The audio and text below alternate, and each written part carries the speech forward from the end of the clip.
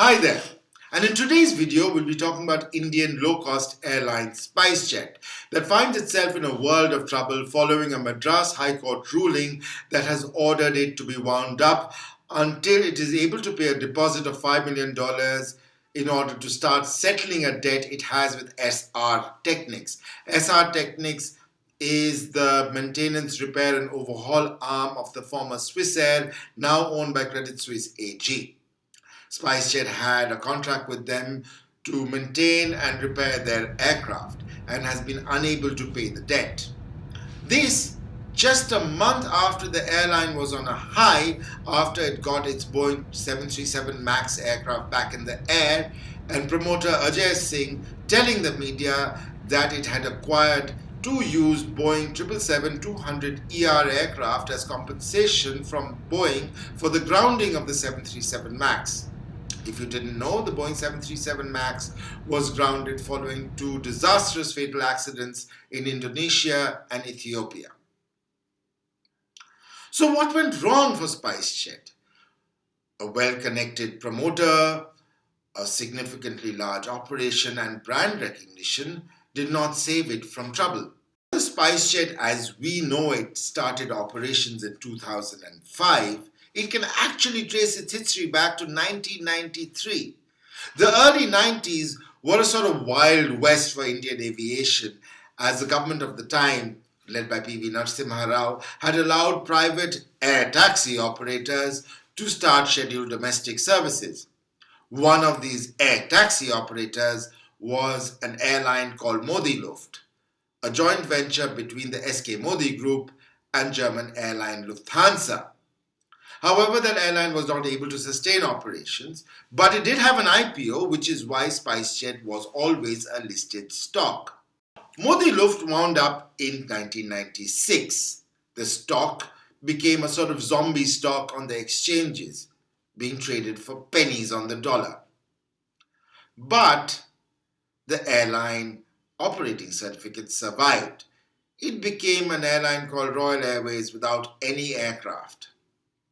And in 2004, well-connected promoter Ajay Singh, along with the Kansagra family, wealthy Indian origin family in Africa, bought up Royal Airways, registered the name Spicejet, and decided to start operations as the Indian economy and the low-cost aviation market was set to boom.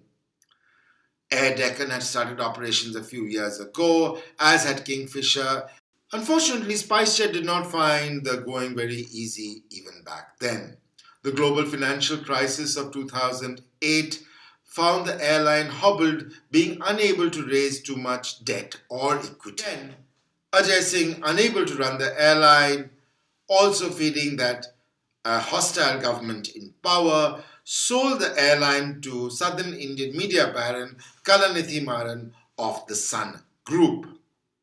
The Marans themselves found the airline very difficult to run, as crude oil prices shot through the roof, and the government of the time using sales of aviation turbine fuel to subsidize sales of petrol and diesel at the pump. The Marans were barely able to keep Spicejet afloat. I remember flying out at the time and noticing several Spicejet aircraft, both Boeing 737 and Bombardier Q400 aircraft, parked all over the tarmac at Delhi airport, some without engines or cockpit windows, and even missing other vital parts such as the rudders and irons. Then sold the airline back to Ajay Singh for a song, even though Ajay Singh took on a lot of the liabilities. Ajay Singh was at that time on a high, having coined the term Ab Ki Baar Modi Sarkar that powered Narendra Modi into power. And the first few years after taking back control of Spicejet in his second stint, Ajay Singh was running the airline very well. Thanks to the collapse of Kingfisher, Spicejet got to fly several new international and domestic routes without needing to cut fares down to the bone. They even ordered lots of new Boeing 737 NG aircraft and then placed a massive order for 205 Boeing 737 MAX aircraft and even received the very first MAX aircraft back in early 2018, registering it VTMAX. But then, following two disastrous accidents for the plane in early 2019 in Indonesia and Ethiopia, the entire global 737 MAX fleet was grounded. Spicejet found themselves in a spot of bother because they were going to use the MAX to fly all over India and get rid of some of the higher lease and higher operating cost Boeing 737 NG aircraft, even though they found themselves decently placed thanks to the collapse of Jet Airways and with the removal of a competitor and a lot of available Boeing 737 NG aircraft in the leasing market in India, which are all former Jet Airways aircraft. Spicejet was able to pick up many of these aircraft on relatively cheap leases. Even before the coronavirus pandemic hit, Spicejet was finding themselves in a spot of bother. Several of their staff were angry for delayed payments, many creditors were chasing up payments for several months, and Spicejet generally had acquired a relatively poor reputation among flyers, with poor schedule integrity, frequent cancellations and delays, and unclean aircraft. Personally, on a Spicejet flight back from Jaisalmer to Delhi, I found a banana skin on my seat. Now, that may not be a big deal, but if an aircraft is not cleaned properly, when it's doing a rotation, you do wonder about the aircraft.